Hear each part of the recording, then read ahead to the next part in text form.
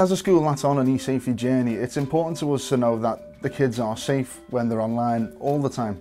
So we can control what the staff do and teach to the children. We can also control what the children do on computers in school, but once they leave the school premises, we have no idea what they're doing. We really need to get as many of our parents on board and engage with this as possible. Whatever we're doing at school, we want the parents to be doing at home. It's really important we work together with the school.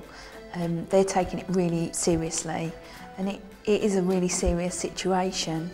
It's really a responsibility of the parents to take charge of it at home and, you know, really look at what your children are looking at.